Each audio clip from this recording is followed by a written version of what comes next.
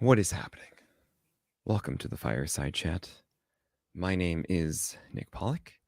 By this wonderful hearth is joining me Paul Sporer. Paul, hi. Nick, it's wonderful to speak with you.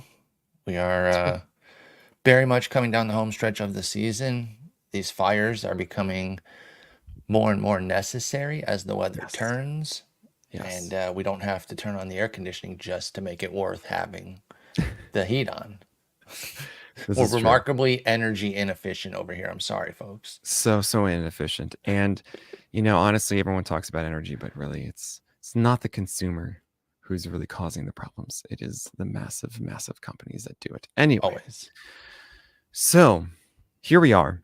We have about 2 weeks left in the season. I put out the list yesterday, which transitions every year into me just giving a sit start essentially through the rest of the year. And we're going to go off of this where I have all of them mapped out through from Wednesday through Sunday. And what's really great about this is that Spore can see pretty much where I stand each day. Mm-hmm. And he can say, Nick, no. Dean Kramer is better than Pavetta. And I say, Pavetta is better than Kramer. And we're both right. And we are both right. It's going to be great. I have a bone to pick. Do you now? With the commenters of this article. Oh. All right. Step aside a moment, Nick. Now listen, neither of us are above reproach in any of the work we do. We welcome feedback. Critique is fine. Even stern critique, even rude critique could be allowed, I guess, because it's a free country, whatever. You come at my boy on a laziness beat, I'm coming at your neck. You might not like the format. That's okay. Nick's notes are wonderful. I understand. You start running these comments about lazy this, no effort that, shut up. Okay? Nick will not say anything as rude as that, but I'm going to come right out and say, shut up.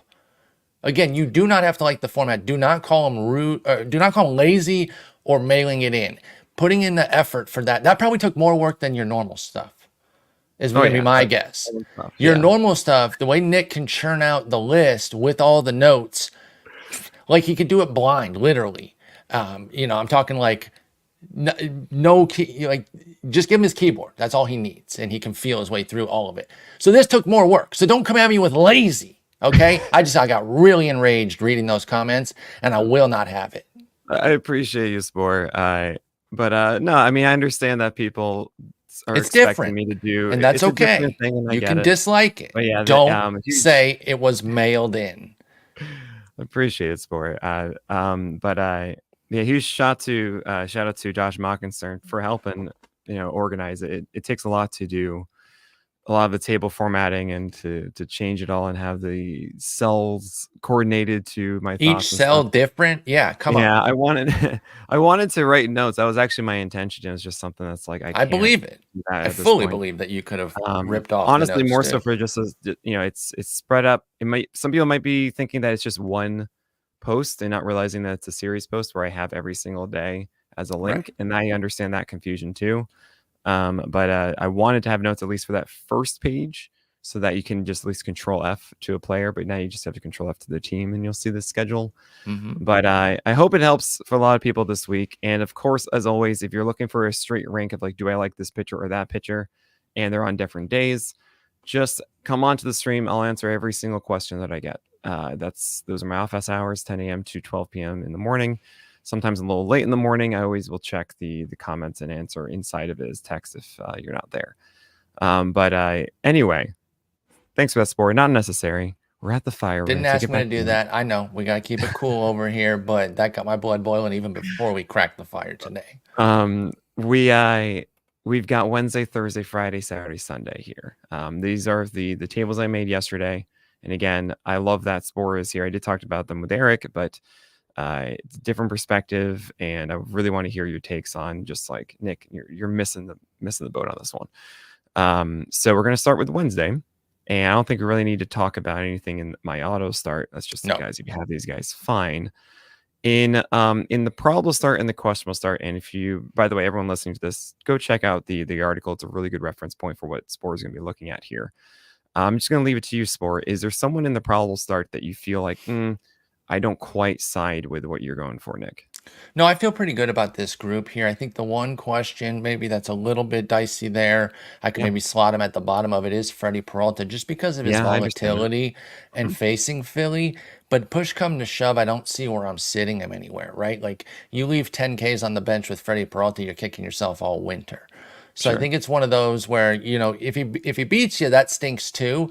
But for me personally, I don't wallow in that as much if he gives up 5 earnings, Freddie Peralta, as I do if I leave the 10 strikeouts on the bench. So again, maybe a few slotting points there, but other than that, I agree with it. Yeah. I guess the one I'm wondering why he didn't get into the probably was our boy Pepio against Boston. That's actually there's a very easy answer to that one. Okay. But with Peralta, by the way, I'll never be sick of Ernie's, by the way. I love that. Is that it's also against Philly, and Philly's not the strongest right now. They're Right. kind of a little bit Rough lower. second half. Yeah, and I don't think that Peralta's really going to have like a 7 earned run games, 8 earned run game. And it's like the hardest thing that we do is like, I understand it's a tougher matchup, but the ceiling is higher. I look at Dean Kramer and Jose Quintana, lower ceilings, but maybe a little safer on going 6 for a win. It's a tough decision. But I feel like, as you mentioned, you can't say no to that. And with Pepio, if you look at the questionable start here, which is really hard because you have like Marsh and Knack and Assad and Hers and even Kahanowitz against the White Sox. Like these are options, and it was tough for me to rank them all. But Pepio only threw 38 pitches in his last start. So you're And just worried about the volume. Okay, that's the fair. Rays said like we're managing his innings. I'm like, what does that mean? Yeah, that's What going to does that be mean? classic Rays yo-yoing then, and And that's I don't know. 100% accurate. I It could didn't see that. absolutely be 80, 90 pitches again. Right. Because like that But was we the game don't to do it know. or not. So you're There's right also the that velocity was slightly down too in that one. So like all those things combined, even though I absolutely love Ryan Pepio, I'm like, can't do that one. yeah, no, then I think that's completely fair and worth the pause there. And there are guys I like in here, a lot of that you named in that little rundown there, but they Mhm. do have reasons for the question, so I'm not going to push it up. Like a Brady Basso's even somebody I really wanted to be in on, but the Cubs are absolutely Cubs are doing rolling well. of late. And Yeah. I want to be careful there because you're already going in with a lower win probability with an Oakland A's guy. I don't want to compound that. So I agree he Right. belongs there. I think I'm clear on Wednesday. Yeah. Okay. I mean, Jacob Junis did had 2 5-inning games. I love Jakob Yunis. Can't get But I enough mean, of he's him, you're but not you sorry can't start against him here. Atlanta. No, You can't do exactly. that. Okay, cool. All right. There is something to be said about Cooper Criswell. If he's able to go 5 innings against the Rays, there might be something there. Mhm. And also Eduardo Rodriguez going into Coors hasn't been that great, but still it is Arizona behind him. That's where I would And YOLO it. Wins yeah, chasing, standings dependent here. If you can take bad ratios and you literally just need a dub, like Nick just said, Arizona's backing Eduardo. Throw it. Throw Montgomery today and just try to take the win opportunity. Yeah. They both might blast your ERA for 5 earnings or so. Threw that one in there for you, Nick. I But you can appreciate get a it. win from both. You can get a win from both for sure. Now, I do want to ask you, I struggled to rank them. So Alec Marsh against Detroit. You have Yeah. Landon Knack against Miami, DJ Hers at the Mets. I feel like Assad is generally rostered by now, which is hilarious to me because I don't really love him, but whatever. It's Yeah, fine. I actually don't like him in that group there. Kohanowitz and Brady Basso. Kohanowitz Mhm. getting the White Sox, but keep in mind he'll have to go against Crochet at least for the first 4. So the win potential, I'm doing my rabbit ears, means that really the 5th and the 6th. That's a good call kind of though, like, because then if he doesn't get like that, that's going to be tough for the Angels to score off Crochet for Right. those 4 innings. So that is a really good point there for Kohanowitz. I think he gets them again. Yeah, well now Following he week too. does because Caden Dana? Yeah, that's right. Caden Dana, I always want to yes. say Canna Dayton. Yes. He's Canna not Dayton. in the rotation anymore, it looks like. So it's a 5-man now, all of a sudden with the Angels. Wait, so then, this has huge repercussions. The Yeah, folks that's what that I maybe, just saw on Roster Resource, and it yeah, changes I'm everything seeing it too. because now Griffin Canning doesn't get it. But also, And not then only does also he not get it, but he gets Houston this weekend. What if you took the 1-start shot on Canning to get the White now Sox this week, and now you're getting blasted with a Sunday Houston, and you're not getting the White Oh, Sox next week? that is Oh huge. my There's also goodness. Tyler Anderson is now gonna be saved from the White Sox. Sorry, from the Right, Rangers to the White Sox right. next week. Which is so So that now he's in play, especially if he doesn't do well man, against Houston this week and no one's paying attention to Tyler Anderson, you jump on him next week for that Chicago. Of is course, huge. I mean, I shouldn't for say me, that though. my Hang on one second. I shouldn't say go not ahead. paying attention. everyone's gonna be paying attention to everyone who faces the White Sox. That was a stupid thing for me to say. Go ahead. I'm sorry. But still, it's something that I certainly was like, okay, Teller Anderson probably not going to touch you again. And now we're I'm in. like, oh boy, am I going to touch you? Right. But, okay. Even though Detmers did that thing yesterday, that was a weird game. Is that a 3-game winning streak, by the way, for the White Sox? Is that 3 games in a row? I think so. Oh my gosh, incredible! I tried to kick the football again with Detmers, and I even said it in my SP chart. I said my Charlie Brown butt is ready to kick that football again, and I was right. She moved it again. Lucy Detmers got me again. So anyway, we don't need to bog down on that. Let's keep going. I mean, for those that have read Detmers, it was an interesting day yesterday for the most part on Monday, because you had also Seth Lugo didn't do well. Yep. You had Matthew Boyd, wasn't detrimental really. It was 2 earned runs, right? But it was 2.2 innings and all this kind of stuff. And the way he was pitching, it was underwhelming because you were hoping for more from Matthew. You had Ranger Suarez kind of underwhelmed too. And I can see scenarios where people had multiple of these players and now they feel that they have to throw everything at the wall and they need to go and do the quantity game. No. Don't do that. It is early in the week.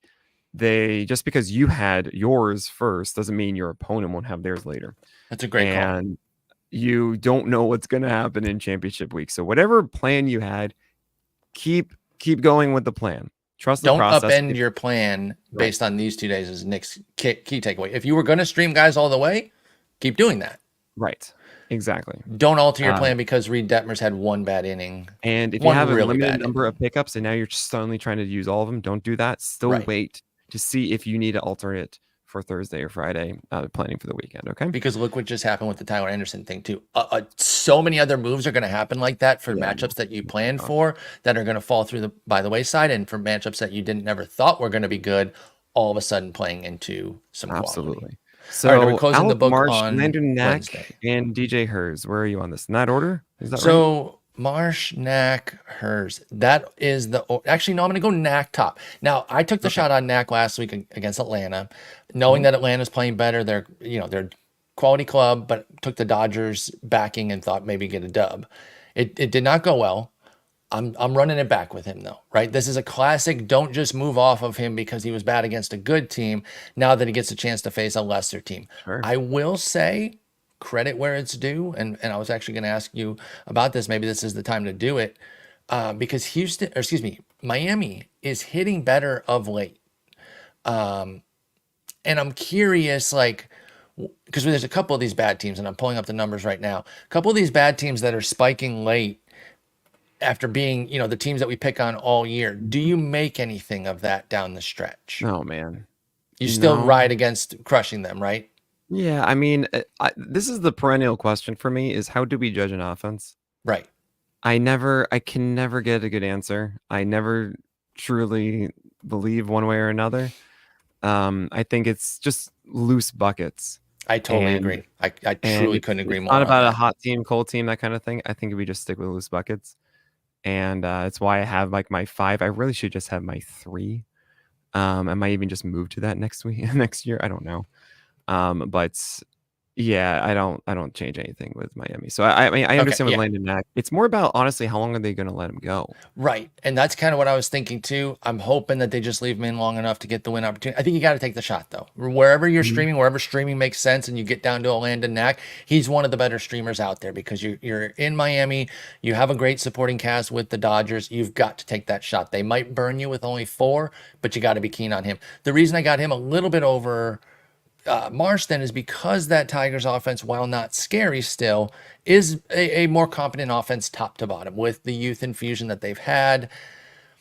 That one ends up being a bit of a coin toss, but I'll go with the better matchup for Knack, slightly over Marsh, and then Hers behind both. He's going into New York against the Mets, has high upside, probably has the highest upside of the 3, but also the biggest downside. I mean, then again, Marsh just had 11 strikeouts, so there's something to be said there with the ball and the slider looking a lot better recently from Marsh. So yeah, take your pick, guys. I mean, really, with a lot of these things, I think it's about just go with your gut. And I can't express that more. You'll feel so much better with yourself if you don't listen to us and go with your gut, regardless. Especially on these ones where it's razor thin. Like Nick likes this by a little. I like this matchup. If you like Hers the best out of that 3, take Hers. I do not feel strongly enough to try to talk somebody over Knack and Marsh from Hers. I'm totally fine with that. Cool. So we're going to go into Thursday now, and auto starts pretty simple. Sale, Flaherty, Kikuchi, Eflin, Gilbert. I Those are don't think you all have any push huge there. check mark. Probable start is Gosman, Schmidt, Webb. I don't know if it's going to be Hauk. He's dealing with arm fatigue, and I think it's going to be Richard Fitz personally. The thing is, I would have Richard Fitz in the exact same spot against Tampa Bay, and then Jameson Tyone against the Nationals. How do you feel here? Remember the podcast you're on. Remember the podcast you're on. Richard Fitz. Cool. Tanner Houck. No. Anyway, if the Fitz, look, if the Richard Fitz, we sit. Okay, guys, he throws four seamers upstairs, and like a 16 to 17 inch vert, and then has a slider underneath. What I saw from him for his 2 starts, he's kind of a guy who's well put together as just for like I can throw strikes. Those 2 pitches, it's good enough. In Tampa Bay, you get a little bit more vert on those 4 seamers too, as we know. right. It's about 1.5 inches extra, if not more. I think that's about right. And I'm a fan of Richard Fitz in this situation. So how do you feel, Sporer? You said you like him. You like Fitz equal to Houck here. So even if he gets switched, you're still keeping him in the probably. Well, just not necessarily saying they're the same quality. I actually probably slightly prefer Fitz, but below Webb and above Tyone. Okay, I think that's totally fair. I guess I don't want to just move over to the next tier, but I got a couple guys in that questionable that I think are a little bit more on the probably for me. Yeah, this was a tough one. I would say the first 3 of questionable were the ones that I was going to shove into even probable. That 4th, but no, maybe not on the probably for Luis L. Ortiz. You're right. But the top 3, Rocker, Luis Severino, and Joey Cantillo, those are the 3 that really jumped out to me. Now, Toronto, you want to talk about, this is a situation where their recent surge of offense does give me a little pause because it was expected, right? Like they disappointed all year. So now that they're playing well down the stretch, I do give it a little credence where, like you said, like a Miami, who they are 4th in WOBA against righties over the last 30 days or whatever. We still run them against Miami. So Rocker, a little bit dicey there, but then Severino also has Philly for the same reason. Cantillo, somebody I'm just falling in love with. I really, really like what he's done in his last couple starts here. Got bounced around early. I liked him from the jump. He's a prospect I've kept my eye on. I'm going full bore with him. I like him in the probably tier. Joey Cantillo facing those Twins right now that are banged up. Now, they did get a couple guys back, so, it's not an easy matchup, but Cantillo has impressed me. Yeah, so if you guys remember from last week, Sport took Cantillo against the Rays as his, I think, star of the week or streamer of the week, and obviously it was my streamer. Yep. But I took Rocker, baby, as my star of the week, which has a higher threshold. It is harder for you to put him in the star of the week, and he got 18, needs 15 points, whereas the streamer only needs 10. So I love it. That was awesome. So here's my thought of this. Obviously, I think you'd most understand the Phillies one for Severino. It's just it seems like a little too risky for me to go after that one. A harder win chance against the Phils. It's just not as clear of like, oh, this is what you're getting. With Kumar Rocker, something I've noticed this year a bit is I know we always say, hey, MLB debuts, Paul Skeens, bad. Okay. So we know that, like, be careful for the MLB debut. A lot of guys have a terrible second game after the first one too. The come down too, because the energy drove them in the first one, and now or maybe there's something else. It's just they're not out of the woods after a first one is essentially what I'm saying. Also, I think that Kumar Rocker is a little he's not going to get the long leash that we necessarily want him to have right now. So you throw in all those things, it could still be like 4.2 innings. It could be 5 or so. So I mean, it's kind of the win chance not as great. It could easily be messy ratios in there too. It's just I like it. Trust me. I think his 4-seamer is amazing, except that he should throw it low and not high. But that's another conversation for another time. And the slider is absurd. It's a Kluber ball, but he also has 98 on top of it instead of like 93. Right. It's nuts. But imagine if Kluber ever had a good fastball. I know that's what Kumar Rocker is. The thing I will mention, I forget this at times. Corey Kluber was not saved by the breaking ball, but the cutter. Right. The cutter was everything. It got him off the 4-seamer and sinker combo. gave him something hard to utilize there, to use that slide draw, as my At buddy like Doug Thorburn called it. 89 or so, Yep. the bridge pitch between that really changed That was Kluber. the real changer, even Yeah. though the breaking ball gets the credit for obvious reasons. It's so that breaking. High. I have this gif of him striking out Jose Abreu still. I just think about it all the time. It's unbelievable. So let me wrap up here. All right, yeah. Rocker, Severino, I think we've made a case to keep them in the questionable. Cantillo, I think, pole vaults them to that number 11 spot to probably. Here's the problem I have with Cantillo. There's two problems. One is that he throws a Vulcan changeup. Super consistent. It's right. So actually, watching that Tampa Bay Rays game with Cantillo, I was like, oh man, I didn't realize he was a 7.5 extension guy. That's a fault of mine. 7.5 extension is absolutely elite. That's when I talk about like Bailey Ober and Tyler McGill, like these guys that, oh man, the extension's what's making them good. And if you have that kind of extension, you can now all of a sudden, if you're a lefty, you have a changeup off of that. That's what Cody Bradford does. Oh my gosh, that can be so great. And I was like, oh man, really? Okay, I overlooked that. But it's not a circle change. It's a Vulcan change. And why does that change things? Because if you're watching live right now, you'll see that this is literally the grip. You make the Vulcan Spock thing and you shove it into your hands. Crazy. This is not consistent. This is so rare to have a consistent grip with this. Are inconsistent. Okay, right. Try this. This garbage. is a worse. Ow! Ow! Right. I mean, the normal one is the normal. I can do a split. Index finger in middle, and the Vulcan is just instead with. Without the. I feel like you got nothing on. You got to have huge hands. To me, that's just not speaking of like, oh, every single time he's going to do this. That's totally fair. And so maybe keep them all probably. I'm okay with it. Or keep them all in question, what I'm saying. Well, the other side of it is that who are the two guys he threw against? It's the White Sox and the Rays. Yes, the two breakout starts for Cantillo. Yes, the Twins are a legit offense right now. I actually believe this. They have their guys healthy back. It is righties against the lefty, but actually Cantillo, I think, performs worse against lefties because the changeup is a major thing. So maybe that is a positive in that way. But yeah, I just get a little weirded out by it, so I put him into questionable. So that's why I think that's three, but I understand completely fair. So, and with the Vulcan piece there, you know what? Keep them all unquestionable, but we like all three of them to varying degrees there. Ortiz, like you said, doesn't have enough heat to get up there. He's fine there. Fought against Milwaukee. In Milwaukee is scary with his home runs. You got to keep him down there. I escaped a Zach Littell start last week against Cleveland because the Cleveland lineup or the Tampa Bay lineup locked early, and I wasn't necessarily locked into wanting to start him. And then I went to go change it, and I was like, they're playing okay. Against Boston, I agree. A little questionable there. Fetty against Pittsburgh, yeah, that's fine. Cabrera, Corbin, yeah. I got no issues here. And I do agree with Simeon Woods Richardson not starting. He just has not been consistent now for a while. I think people are still have some like honeymoon effect from him from some early decent starts in the summer there.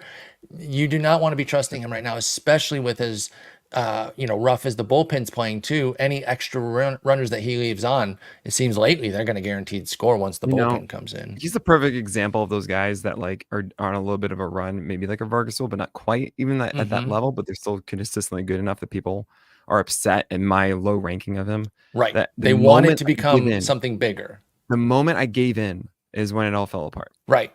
I've been there. This is just what happens. And and you just know you knew better, but you did it because, like you said, you keep seeing comments. SWR, you're not a fan. 4 weeks in a row, you got him low. In 4 weeks, it's been great starts. You're like, okay, fine. And then 4 innings, 5 earned, 4 walks, and you're just like, I knew this was coming. Here, Taijuan Walker is returning instead of Drala, otherwise known as Colby Allard, and he just puts you backwards. So it's Drala. Taijuan Walker is no one that you want on your fantasy teams. I'm gonna have a mini rant here. I remember putting out a tweet about this, and everyone, Philly's Twitter, just completely like could not stand me. And I'm so sorry, but I'm not actually hating on you guys at all. This was like 2 months ago I put this out. Maybe it's like late June. It was when Spencer Turnbull finally got hurt. Right, and people were saying like, why would Turnbull not keep the start in over Walker? Well, I essentially have just the most sympathy for Spencer Turnbull because I look at a guy who was in Detroit, and Detroit really messed him up. Detroit really just did not help him. They said he was on the IL. He's like, I'm not on the IL. What are you talking about? Yeah, You know, tumultuous ending there. It was really Turnbull. like he was just coming back from Tommy John, and they just released it, and I was like, what? And so Philly takes him, and they go, all right, here's an opportunity, and he's killing it. He's doing so well. He took over for Taijuan Walker when he was hurt, and what the Phillies did is they had a situation where they said, okay, cool, we have this guy who's doing so well, but we also have this other guy that we feel like could get some innings, even though he's not very good. You know what? We're going to get greedy here. We're going to slow down Spencer Turnbull. We're not just going to start him. We're just going to kind of whatever him. But then by September or so, when we probably need him again, he'll be back and he'll be great. And it'll be cool. Right? Which is so silly. I hate it so much. Here's a guy finally coming into his own and you're stopping it. And pitchers do not work that way. And what happened is, yes. Sorry. Wait. You keep, because I have a question to that. Yeah. You're trying to get through the buck 62. Because I thought, let me just spoiler, I thought it was a good plan. Because I don't see much separation between Turnbull and Walker, like at their best, not at Walker's current. He never got back to anything close to his solid version this year. But I'm like, okay, you're paying this dude, and I understand sunk cost and all that stuff, but they're going to want to try to get some value out of it. Yeah. Try to get those summer innings out of him so the late summer, early fall innings can go to Turnbull. But I get your point about like, now you've taken him out of the groove. It ends up maybe not leading to him getting hurt. He's now subsequently hurt. Did lead to him getting hurt. I was wondering if you were going to make that. Okay, so that's the 100% reason why you don't want to do it, is because now you've jerked him around and now Turnbull's hurt. It's not. It's. I mean, that's just one part of it. It's right. I think that you have a guy in rhythm and starting in pitching is rhythm, completely not just rhythm. In a start. It's between starts. Right. And what you've done is you've removed him from that. Now he has to ramp up and slow down again. And I think that process is what got him hurt. I think also that he was even going to be at the same level when he got back to it is also a massive assumption. And then you went to Taijuan Walker, who, I'll be honest with you, did not, and during this year did not look like he was going to be good. Last year was not good. It was so clear when he was returning from the IL that Turnbull was the better player for the Phillies. It was just, this is a better player to get you wins and perform on the field. And instead, they favored essentially just the I don't know what it is of the money. No, they favored the money. That's all. I think it's that straightforward. 18 mil for 3 years left. So what do you do? There's my sympathy of Turnbull is like they took this away from him essentially. Right. And so I put out a tweet pretty much saying like, you can't do this. Like and now Turnbull's shoulders busted. I was like, I feel so bad for him. The Phillies did this to him. What did the Phillies fans say to you? Because they hate Oh my God. They're like, this is the dumbest tweet ever. All this stuff about like what? How he has no innings on him. They're trying to manage his innings. Like they didn't cause his injury. How could you possibly do what, all this kind of stuff. Wow. And I was like, all right, I was like, this is fine. But I still have all the sympathy for him. And here's Taijuan Walker now coming back. Don't touch Taijuan Walker. I agree with that. Okay, so this is a bigger question. We don't have to get this is probably an off-season thing, but how do you manage it then? As trying to take into consideration, you don't try to manage it. You can't. You have found money. You have found so money. What do you do with Walker? You just bullpen him? Exactly. You just make him a long relief, and say, "I'm sorry, we've paying got the money either way that we have found money with." Okay. And we are going to go with Spencer Turnbull for as long as he can last. And that's it. That's all you can really do. And hopefully that lasts. And because the end result of it looks like they made the wrong move at every turn. Because like Nick pointed out, Walker was not great last year. But even if he'd been pitching at that level, you could have lived with that. He was a league average pitcher, 98 ERA plus, 131 WHIP. Okay, he could have been a fifth starter with that. He's 629, 163 this year in 79 horrendous innings. And then you talk about throwing Turnbull out of rhythm is the issue there. If you're upending a pitcher, would you have been okay with 6? A 6-man rotation? Yeah, since you want teams to go to that anyway. No, because you have to have Wheeler and Nola go 5. I know. I knew that would be the first counter, and I agree with it. Here's the thing, though.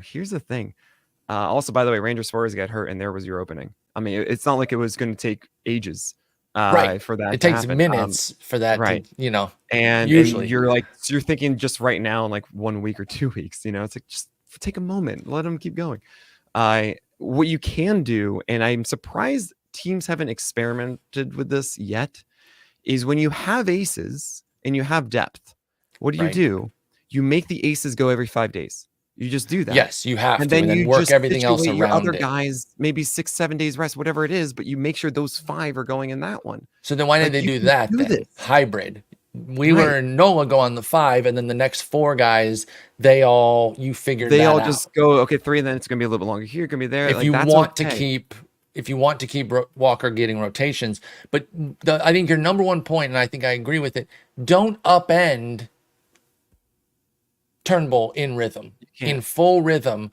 Don't take a guy out. And this goes back to something that we talked about briefly last episode or episode before, Sean Manaea, and how he's gotten into rhythm, and how Justin Mason had told me how much he hated the way he was used in San Francisco. And it's not for everybody. Some guys can do the back and forth. I'll do whatever. I'm here in the Swiss Army knife every day. Bo Brisky, he starts 2 games a week and closes 2 games a week for the Tigers. And he's fine with it. Yeah. But not everyone is. And you got to learn the rhythms of your guys too. So that's on the Phillies management there. So anyway, I like that broader topic. We do have to keep going here. We probably need to get a break in here soon too. Absolutely. We're going to talk about Friday, Saturday, and Sunday, and of course get to our games. We're going to do that. Apologize for the ramble. I said many, it took 6 minutes. We'll talk about all of that after this break. All right, so we're going to Friday now. Friday, easy auto starts. Burns, Cole, Musgrove, DeGrom as if it's like 2021. And it looks nice. I mean, DeGrom, I can't wait for him to actually be going more than 4 innings. Same. Fun.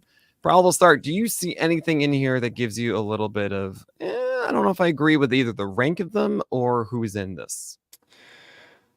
No, because I get the case for the final 2 there. The matchup for Morton and Buehler is why they get in there, and I agree with it. You're taking high win probability, even as disgusting as Morton's whip has been and as disgusting as Buehler's season has been. I'm with both of them. I'm back on the Bobby Miller train with it. He gets Miami and Colorado as a 2-step. I think you got to go for it. But yeah, I'm fine with that. What about Peterson? So we've been talking about Philly being like a matchup that we both still respect and fear, even though they haven't been at their peak. And he's been a guy that's been in rhythm, and a lot of it has just been kind of that nebulous rhythm where the skills are not necessarily backing this up fully during this run, but he keeps putting together the starts. I mean, Toronto got to him a little bit, but as I mentioned earlier, they're a team that's back on track. What do we make of what David Peterson's doing? You're still pressing the button here with a probably start. I agree, but do you feel any nerves with, the relatively modest strikeout and walk during this 9-start run of a 2.22 ERA? I don't believe it. He's a Baja man to me. So it's a one-hit wonder over the summer. Over the summer, and who let the dog? And it's, I don't know. Blake's Snell blueprint is in effect for the most part. When he has his fastballs spotted in the upper half, which he didn't really against Toronto, then actually things can go well because he does do a good job of getting all the secondaries low for the most part. So David Peterson made it certainly work against the Phillies. And in fact, if he had gotten that win outside of Edwin Diaz ruining it, I would not be in the championship finals in my head-to-head hometown league. So thank you so much for that, Edwin. Ooh. Yeah, I mean, I think you just have to. It's really just that kind of case. I think so too. I'm not really thinking twice about it. The thing you mentioned about the Dodgers, and we'll talk about Bobby Miller later. Buehler, I think, is in a better spot, believe it or not, because he doesn't have his knee bothering him. Right. No, I do agree with that. I was just saying I'm starting both right now because the matchups are too juicy. Yeah, it's weird. I mean, I want to say Bobby Miller. I mean, they're both still approachless. And it drives me up. Did you say approachless, meaning they don't know what they're? Yes. Oh, I couldn't. Oh my God, watching them has been so frustrating, and they're 2 guys I love, and I suspect I'm going to be back in on both next year, Buehler and Miller. But talk to their approachlessness as you frame it around Buehler, since we're talking about him. What the plan is? What's the plan? Where's that coming from, though? Because previously I've felt that both have had plans. In fact, I think that's what's driven Buehler so much, is not just the raw stuff, but how he executes it, and why I felt like he was an ace in the making back in 21. I don't know, man. I truly don't know. And when it comes does that to go Buehler, on? Sorry to interrupt you while you're answering the question, but does that go on the coaching, on the player, or both? I'd say more in the coaching. I kind of think so too, without trying to be nasty to Pryor and company. No, with Buehler, he even sought for outside help at one point. Ooh. And I'm really curious, actually, about where Buehler lands in the offseason, because I think that his stuff is still great.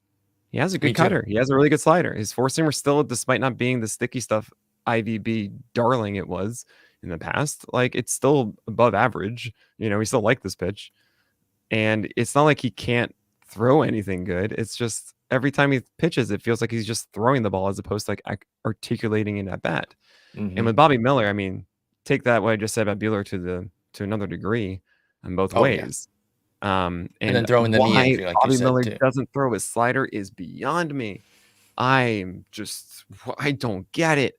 I'm aghast at it, to be honest. I have no clue what's going on. Those two frustrate the me knee so bothering him much. too. There's also like, how long is he gonna go? So I'm a little bit more confident in Buehler, and that's why I have him against Rocky Completely Rohi. fair.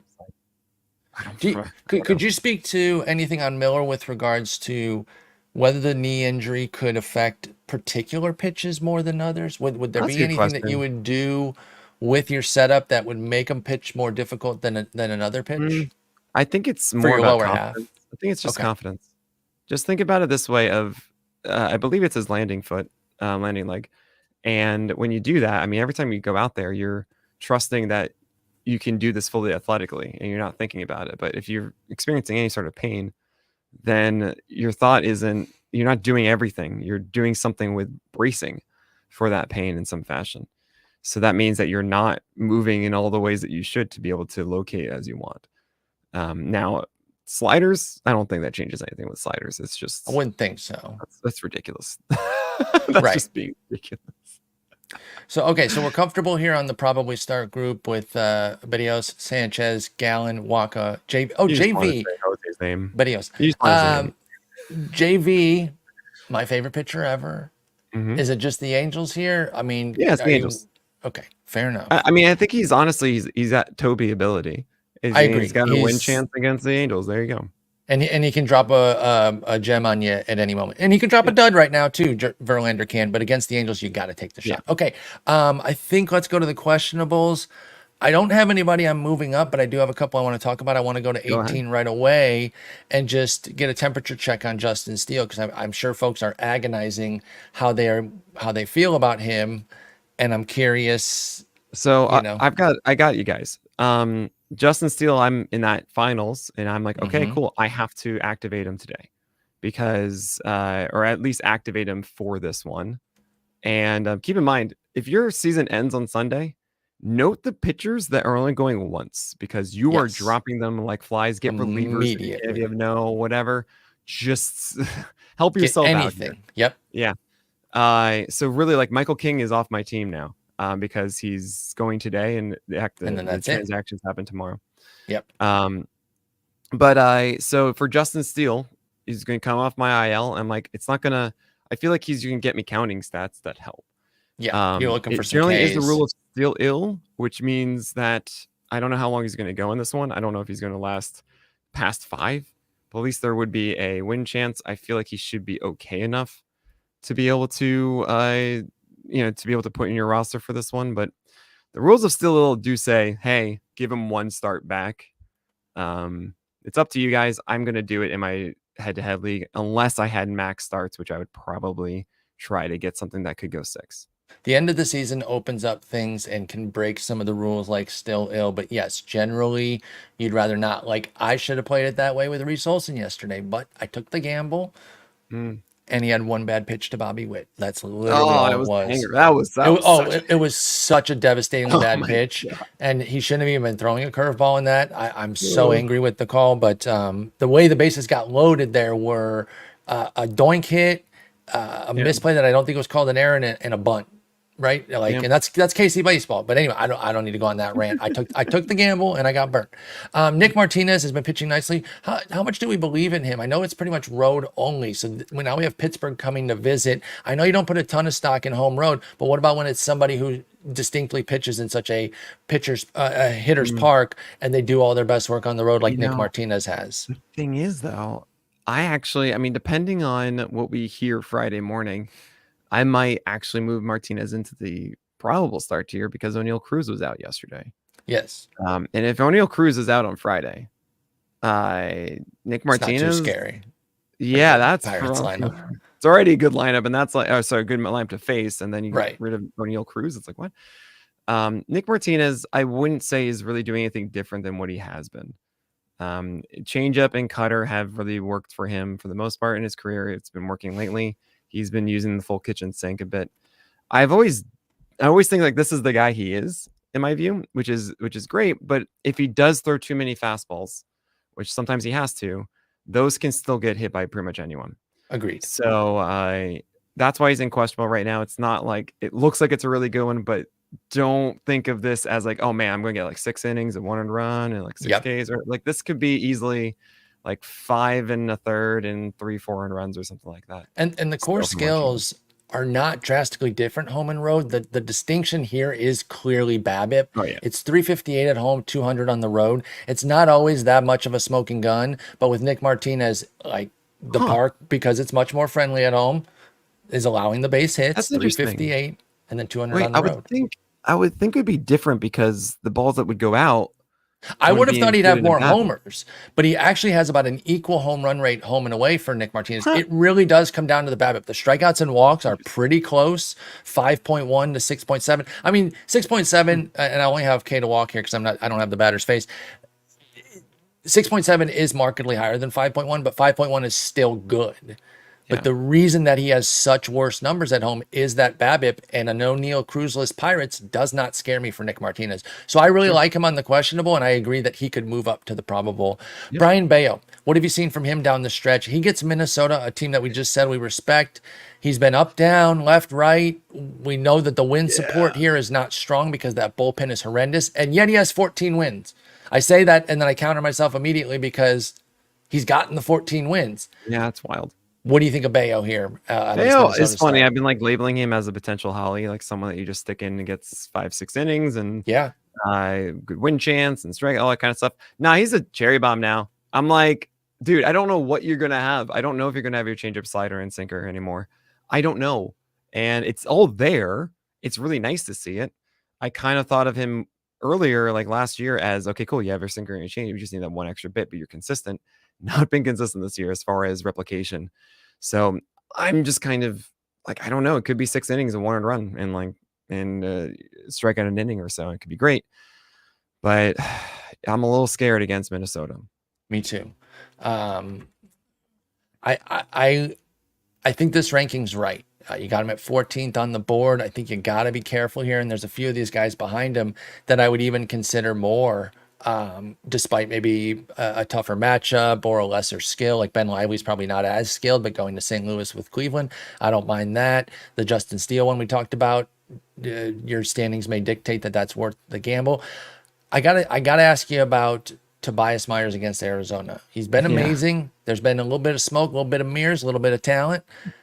Arizona is remarkably difficult, but he has one of the best teams supporting him in Milwaukee. So that's kind of the clash of the Titans there.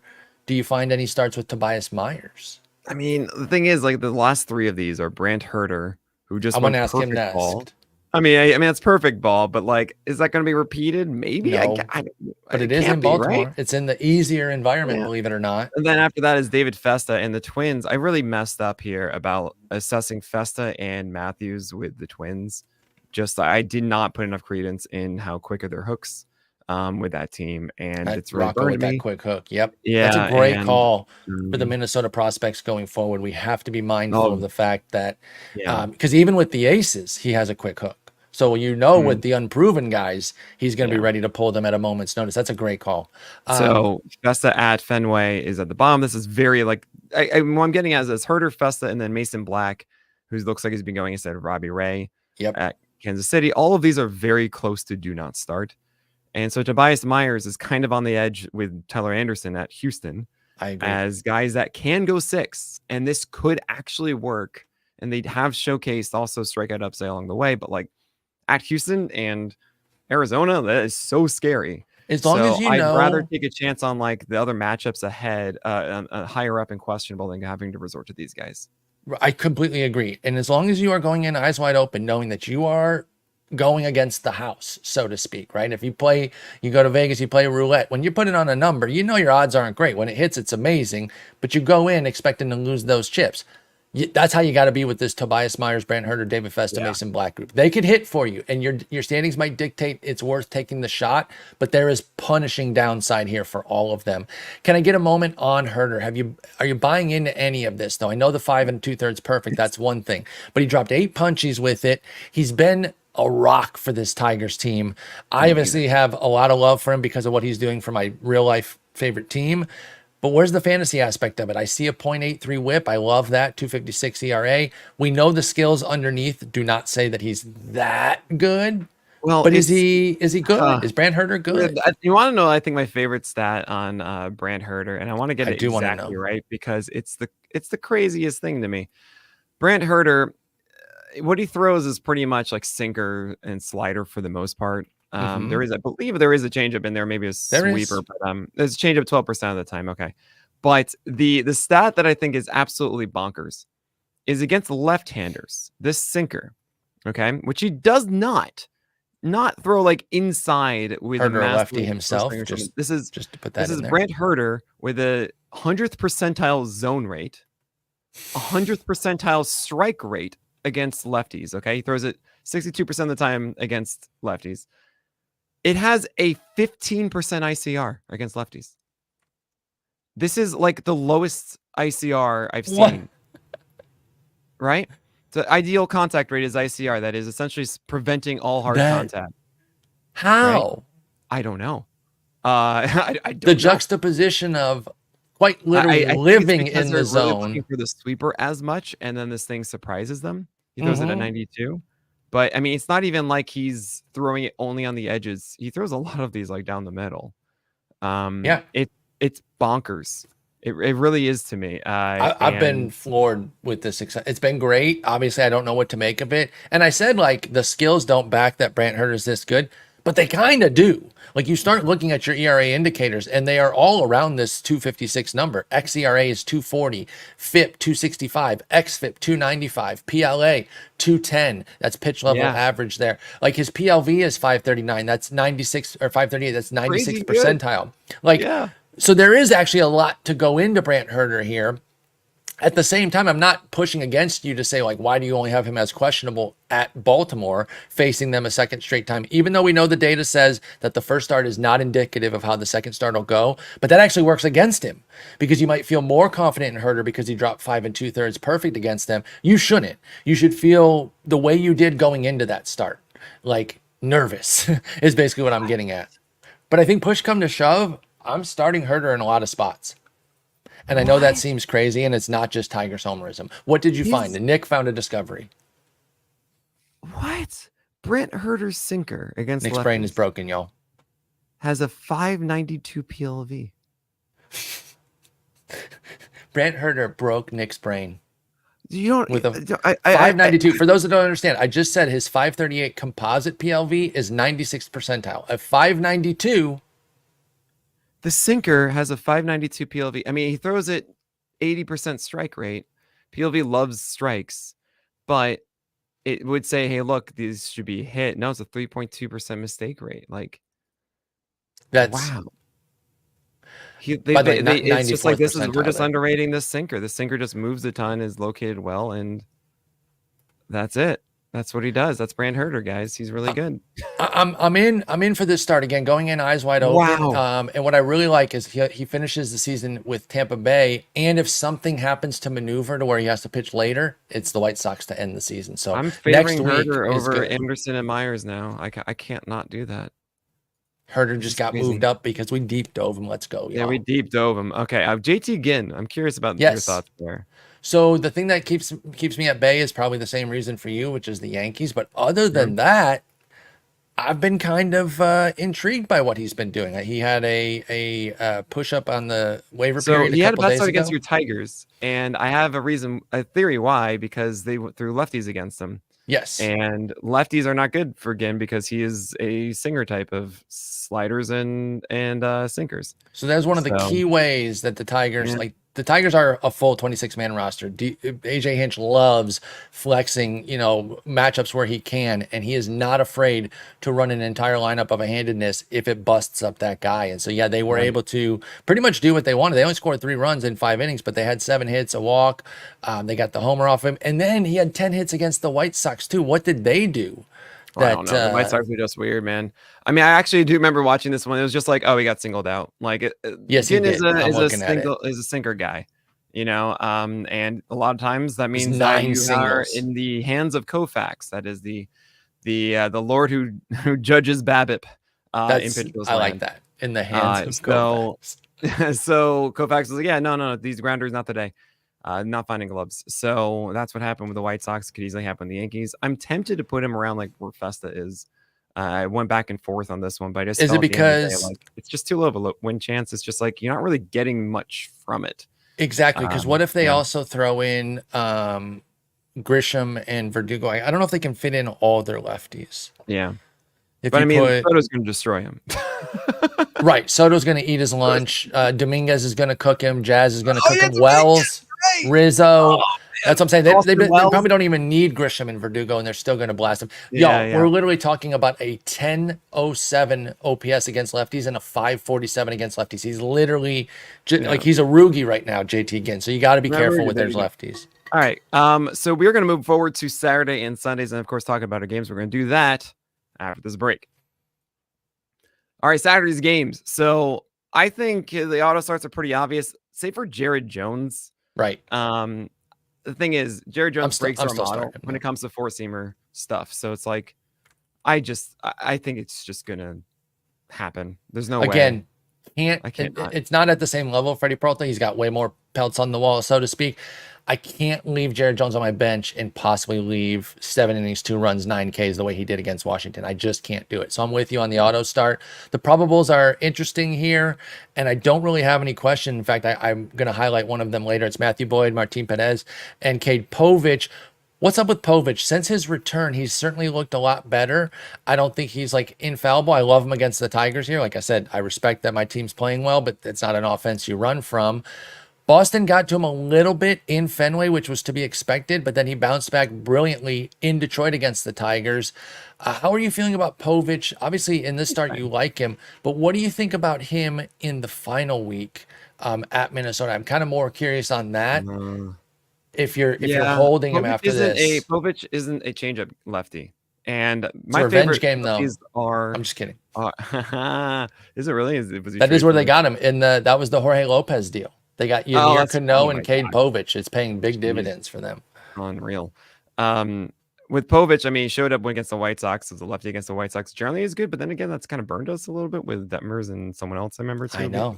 Whatever. Who was that guy? Who else did we just talk about? But anyway, Povich without a changeup as a lefty, it is a little bit harder. You actually saw that from Max Fried a bit this year, and Max Fried did have a better changeup against the Dodgers yesterday. But this is fine. He threw a bad fastball to Riley Green, and that was it for the 2-run shot.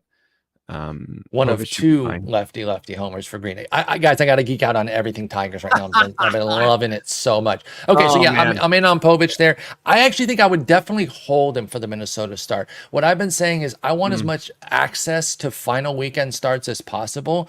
So even if you're not guaranteed to start Povich, at least having it on your roster to make that decision if you want to take him to Minnesota in the final weekend makes sense. So hard to plan for because you never know what the final weekend is. But you got to stock some guys. You got to make some choices. I get that. Yeah, I get it. All right, so moving into the questionables, can we get? I think one I have a stern disagreement with. I'm starting Singer without a doubt. Yeah, I understand that. I always have Brady Singer in questionable start in 12-teamers because he is a cherry bomb and he always has been. That's fair then. And he has actually been more of one lately. And it's so funny to me. Every single year, I have to tell everybody that Brady Singer is the same pitcher that he's always been.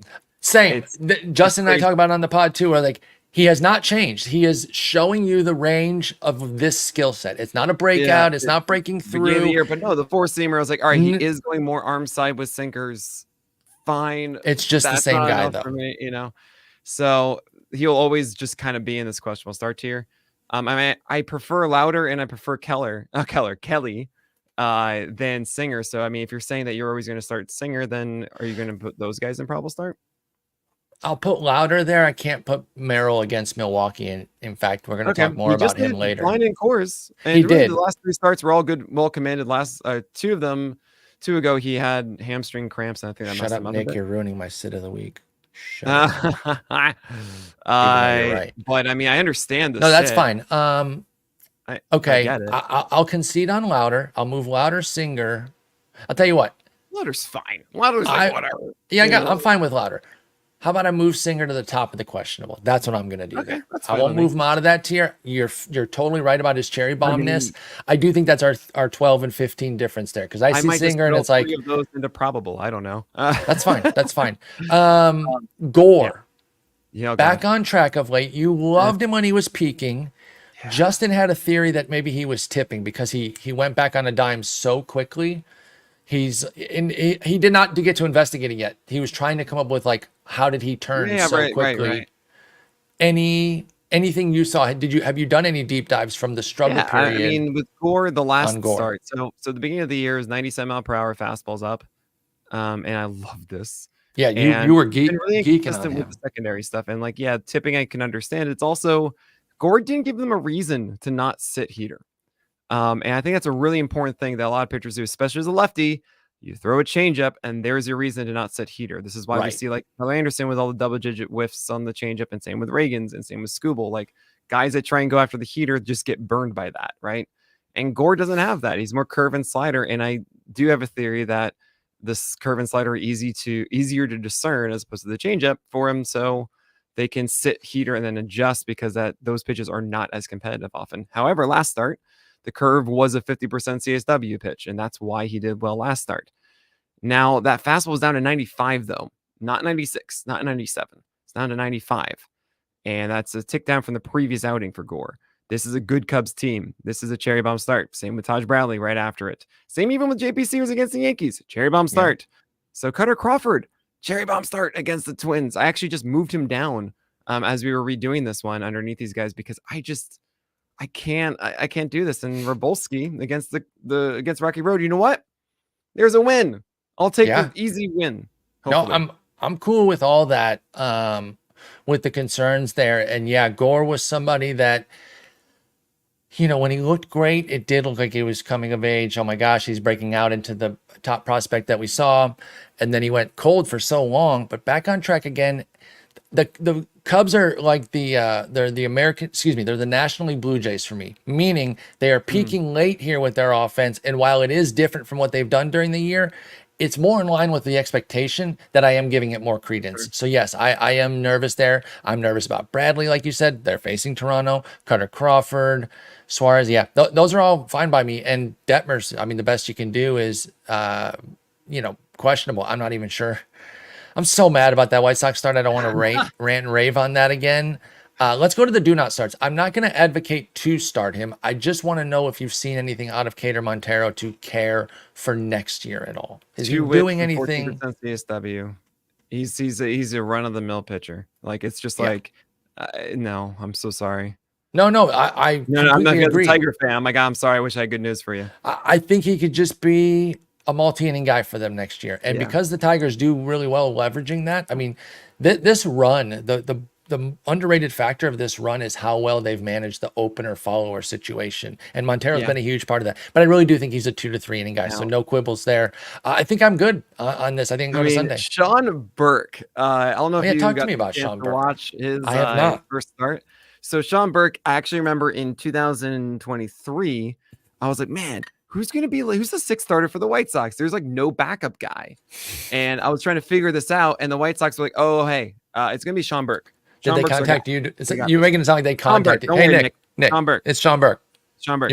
You're good. And then he had a shoulder problem and he didn't play all like last year. 8 starts and then done. That was it. He didn't make his debut, none of it. So it never showed up. But then this year, he finally comes up as a reliever, gets 3 innings on the 10th, I believe, of September, and then finally got his first start on Sunday. I dug this. This was he's on the White Sox, by the way. He's on the White Sox. I understand. Thank you.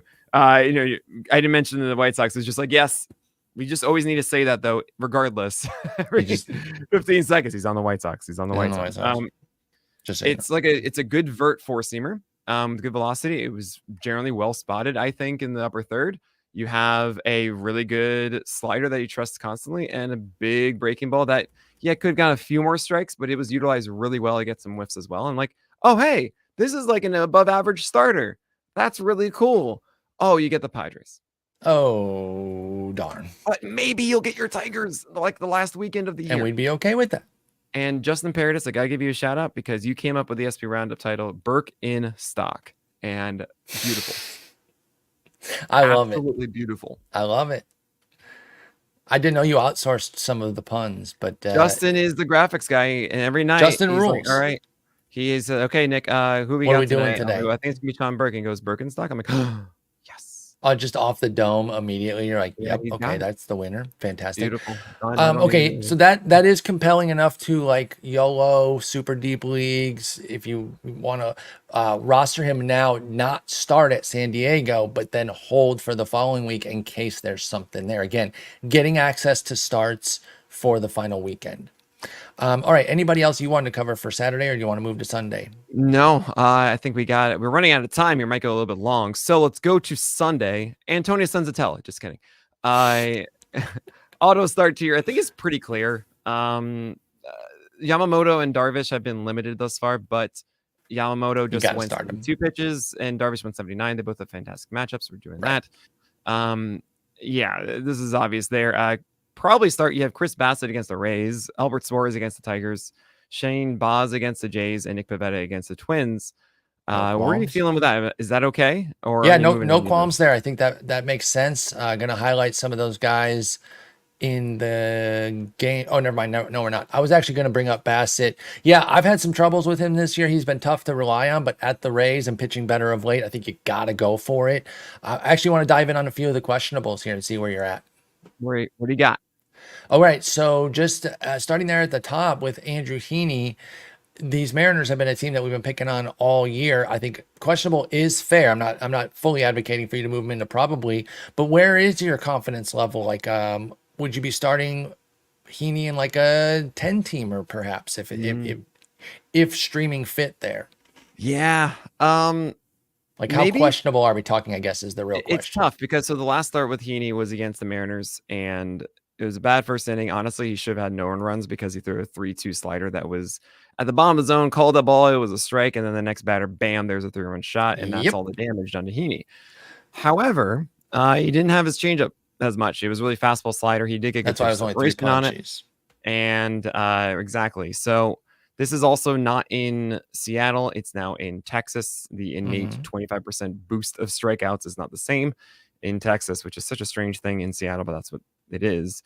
So I feel fine with it. I also recognize that the Seattle Mariners since September 1st are like top 5, top 10 offense. Do they fit in the Toronto? Well, I mean, Rosarena is heating up. Luke Raley is looking better. Cal Riley's it's competent guys, is what you're saying. Is not there, like it's maybe it does fit a little bit. So Andrew Heaney being already a volatile guy, I kind of felt like, you know what?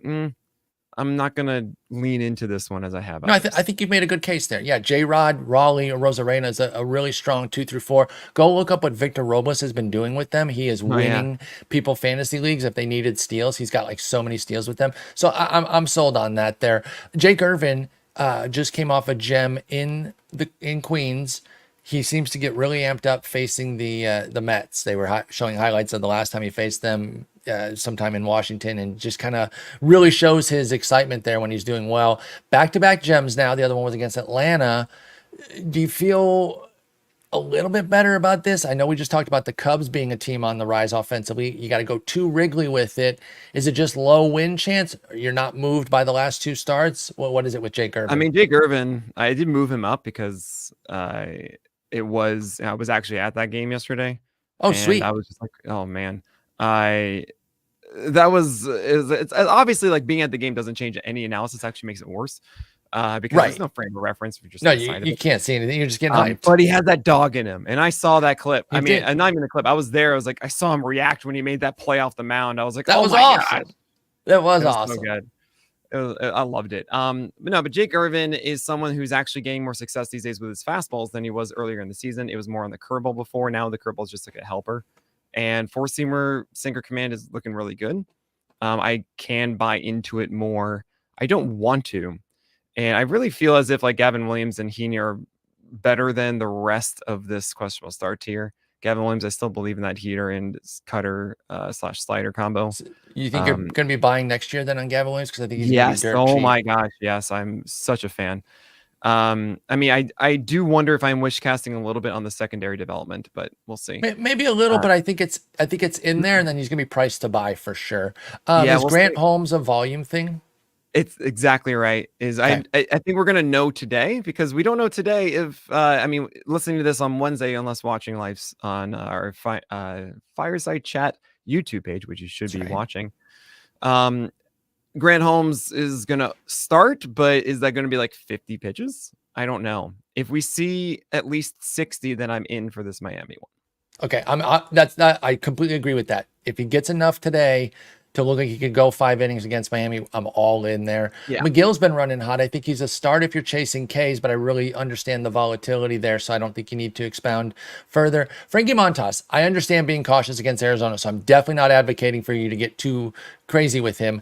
I am curious on Montas as a Brewer, though. Have you been moved by his improvements with them? Yeah, it's weird. I don't know if it's the Brewers. I don't know if it's Montas. Obviously, he has done better, and it's better fastball, and he's commanding a little bit better, too, with the cutter as well, with the four-seamer. Splitter still goes in and out, like, all right, whatever you do when you want. Right. But the four-seamer actually looking like a more stable offering is nice with that cutter. So if it weren't the Diamondbacks, I might even have him and probably start if it was like the Giants, like it was last week. I would too. It's really just Arizona there that you got to be careful with. Hunter Green is still ill. Jordan Wicks against Washington. We just don't know, right? I couldn't make the decision yet because I got to watch him. I got to see how he does on Tuesday and to see if he's ready for this one. I don't think he's fully stretched out. He hasn't really had a start of showcasing that he's ready to go. I actually moved him from do not start on Tuesday's matchups to this being a questionable, assuming that he's better one more start removed from everything else he's been through. So I hope Jordan Wicks has that four-seamer at 17 inches of vert again and changeups down and maybe the slider working too. And also you guys saw Andre Piante going 11 strikeouts or 9 strikeouts against the Pirates. Yeah, but this is against Cleveland. It's not in Cleveland, but it's against Cleveland. It's a very questionable outing. I think that's fair. Like, don't get too hung up on that previous outing and just throw Ponte in for that. Two other quick ones. What can Reese Olson do in Baltimore to make you confident to want to start him against the White Sox in the final week? Throw 70 pitches. Excellent. And then is there anything Jonathan Cannon can do to make you want to preemptively pick him up? We're not starting him at San Diego regardless. Is there anything he could do to make you keen on the Angels at Detroit? Is he going to get them? Well, based on your boy Sean Burke, it looks like he's not going to pitch against San Diego on Sunday now. Cannon's going to be moved to Angels Tigers next week. How do you feel about that? I think he might get, I don't know if he's going to get Texas instead now. I mean, wait. So, how would he get Texas? They're not facing Texas. No. So Canning's going to get the Astros, and then he's going to get Texas after. He's missing the entire White Sox. Jonathan Cannon. Sorry, the White Sox I'm being pitcher. so silly. I was like, oh, no, you're totally fine. So Burke, I was like, I'm going to move past that. We originally had him for Sunday, but Sean Burke's taking that start, and now he's got Angels at Tigers. Is there anything you like there? Obviously, you're not chasing wins with that, but Jonathan Cannon doing anything for you in deep leagues next week? Right. So maybe it's a case where Cannon is capable of going 6 innings of actual dominance. He actually did that yesterday. And then all of a sudden came out for the 7th, got a little bit unlucky, and then all of a sudden the Ben ruined it for him. So I think he was a hit by pitch and a walk, and then 2 outs, and he couldn't get out of it, and then bam. It was frustrating. Yeah, he pitched super so well. 4 runs moves too. He has those moments. Still got the win. But this one actually looks like Sean Burke's on Saturday against the Padres, and then Cannon's on Sunday. So he's still doing this. Or maybe I'm wrong, and maybe that's changed since I've done this again. Yeah, RotoWire has Flex and Saturday, Burke Sunday in bold, which means that those are confirmed. So that they are confirming those. Oh, I see. They pushed the Crochet one tomorrow. They've since pushed it. So there's a no So Jake now Eater RotoWire's There it filling is. in Jake Eater. We don't know You who know that's who going to be. benefits the most, Spore? Who's that? Jack Kohanowitz. That's right, because now he doesn't have 4 innings against Crochet. Let's go.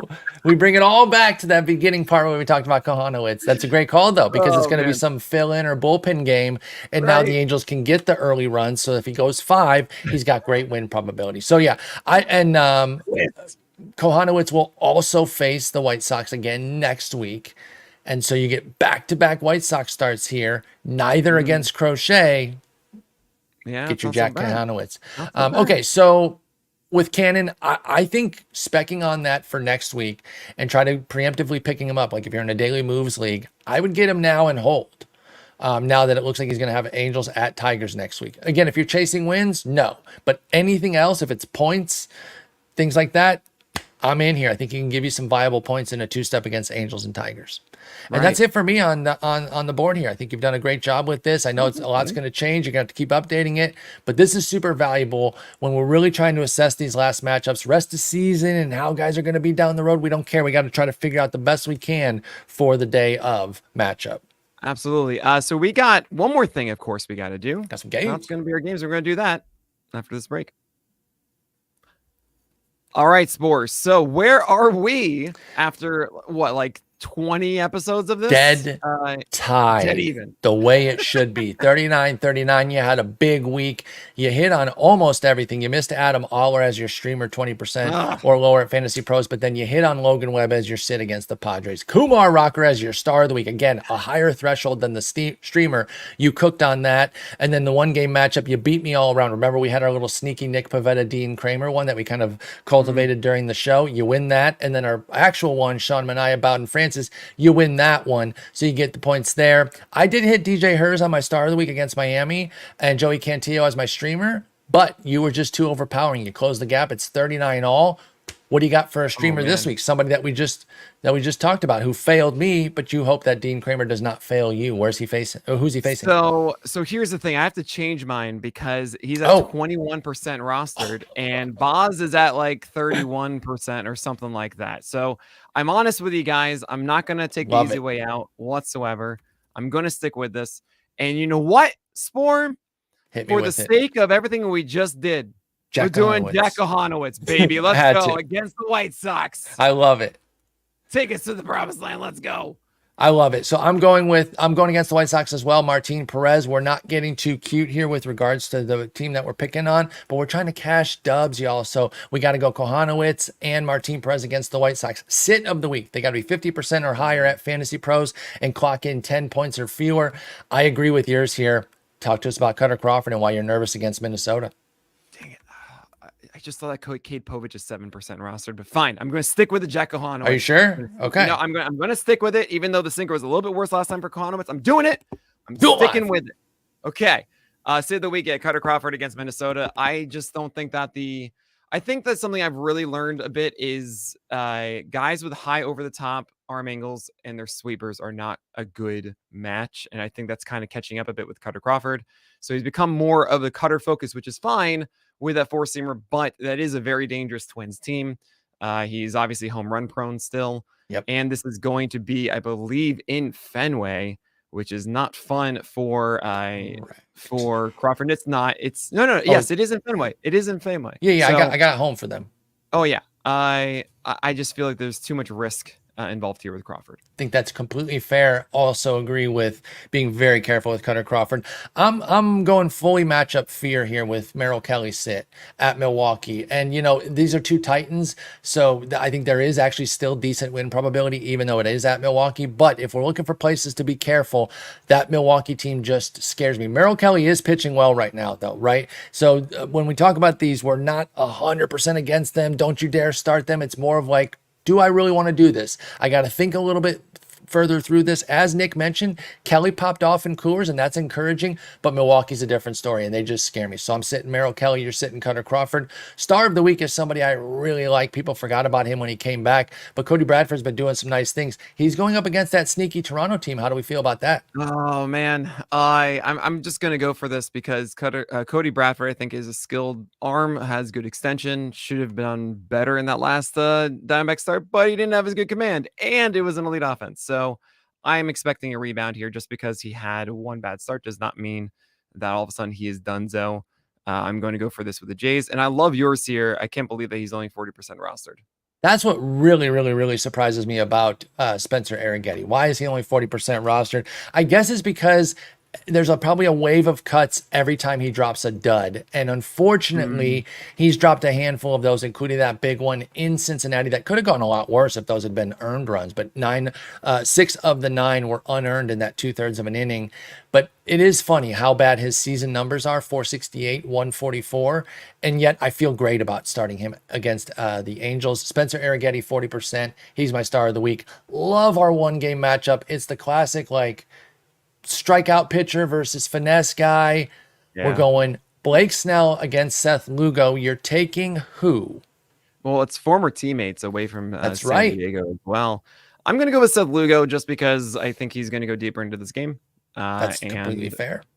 It's kind of annoying is that he went 3 games against really tough opponents and killed it. And then he finally gets the Tigers and he goes, nope. And they knick-knacked him. Yep. And, the Keith Homer was awesome. Oh, yeah. And so now it's the Giants. The Giants I'm not afraid of whatsoever. I think Blake Snell has a little bit more of a difficult night ahead of him. And he has shown some volatility, but man, I mean, it's really hard to bet against Blake Snell. Yeah, I think completely agree there that Snell has the tougher uphill battle. I think he's the better pitch for, pound for pound pitcher, whatever you want to say. So I get that little advantage there. You get the better team support, and we see where it goes. I really hope that we get 7-8 innings from both. We could see a real fun duel here. And I'd love to see that between Snell and Lugo. I love that Snell's gotten his season back on track. I'm a big Blake Snell guy. So when he was struggling early, I was like, man, this is really tough. But he has completely gotten back in gear. Real quick question as we're going out. I know we got to bounce. Seth Lugo next year. You think he's on any of your fantasy teams, or do you run completely for the hills with him? I am running for the hills.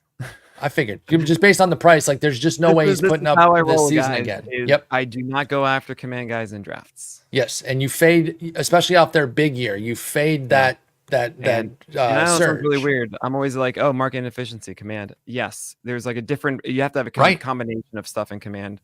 And I just don't think that Seth Lugo is going to, I don't know where he's going to go in ADP. Honestly, if he's like at 35 or 40, I might.